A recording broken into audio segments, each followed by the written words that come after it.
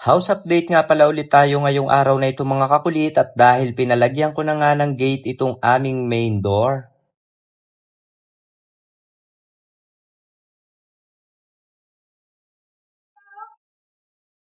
Bali ngayong araw na ito mga kakulit, ako nga muna muli ang magbo-voice over nitong aming vlog sapagkat busy nga ang batang makulit sa kanyang pag-aaral. At ngayong araw na ito mga kakulit, ipapakita ko nga pala sa inyo ang kaganapan dito sa aming dream house. Sobrang naiinis na nga mga kakulit ang inyong Mami Shell dito sa aming dream house sapagkat labas-masok nga ang aso't pusa dito sa loob ng aming bahay. Dahil wala pa nga itong harang. At dahil medyo kapos pa rin nga kami ngayon mga kakulit sa budget para dito sa aming ipinapagawang dream house. Kaya naman hanggang ngayon hindi pa rin nga namin ito maipatapos. At kung inyo nga palang mapapansin mga kakulit, halos lahat nga ng bintana at pintuan dito sa aming ground floor, wala pa nga itong mga sliding door. At para kahit papaano nga mga kakulit, hindi na nga makapasok ang aso't pusa dito sa loob ng aming bahay, pinalalagyan ko na nga ito ngayon ng pinakang harang na gate. At syempre, para na nga rin mga kakulit sa aming safety. Tubular nga lamang pala mga kakulit ang aking ipinabubuo na magiging pinakang gate nga nitong main door. Hindi ko na nga naipakita sa inyo mga kakulit noong inuumpisahan pa nga lamang itong gawain sapagkat noong araw nga na yun naging busy nga kami. At nang magkaroon nga ako ng pagkakataon na makapag-video, halos patapos na ngang ilagay itong magiging gate dito sa aming main door. At dahil wala rin naman ako ginagawa ngayong araw na ito mga kakulit at wala ngang makatulong itong nagkakabit nitong aming gate, tumulong na nga ako. At itong magiging gate nga ngayon mga kakulit nitong aming main door, pasamantala nga lamang ito ngayon. At kapag napalagyan ko na nga ng suyab itong pinakang harapan namin na magiging parkingan ng aming sasakyan na si Kulit, ililipat din nga itong gate na pinabuo ko ngayon dito sa aming main door. Sliding door kasi mga kakulit ang nasa plano na ilalagay nga namin dito sa pinakang main door, kaya naman hanggang ngayon hindi pa rin nga namin ito napapalagyan. Siguro saka na nga lamang muli namin ito mga kakulit ipagagawa kapag medyo maluwag na nga ulit kami sa budget. Ang importante lang naman sa amin ngayon mga kakulit, kahit papano meron na nga kaming natutuluyan at hindi na nga kami mangungupahan. Na kahit hindi pa nga ito tapos itong aming ipinapagawang dream house, kahit papaano meron na nga kaming natutulugan na sariling bahay. So ayan mga kulit, so bali ngayon,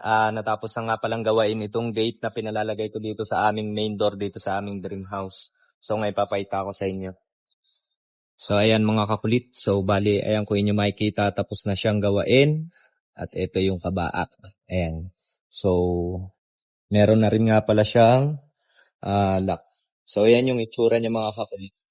So bali hindi pa nga pala siya napipinturahan mga kakulit kasi hindi pa nalilinis yung kanyang pinag-weldingan. Ayan o, kung inyo makikita, meron pang mga pinag-weldingan na hindi pa nahahasang maayos. Okay, ayan. So meron na rin nga pala siya ditong lagayan ng padlock. Meron na rin siya dito nito. Okay. So kung inyo mapapansin nga pala mga kakulit, hindi nga pala ang matagalan yung pagkakagawa namin ito. Kasi kung inyo makikita, naka-ano lang siya dyan, naka-angle bar lang. Kasi after mga kakulit na mapalagyan ko ito ng, ng bubog, ng sliding door, tatanggalin din kasi ito. Tapos ililipat ito kapag napagpatayo na ako dito ng, ng parkingan.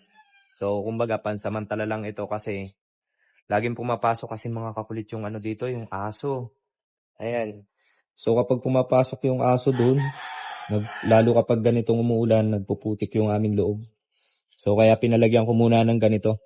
So yung bintana, hindi ko rin muna pinalagyan. Saka yon yung kabilang bintana. So siguro sa ako na lang palalagyan ito mga kakulit yung bintana. So ito lang munang pintuan namin para kahit paano na rin mga kakulit. Safety din itong aming dream house. So 'di ba? So yun lamang mga kakulit. See you next vlog.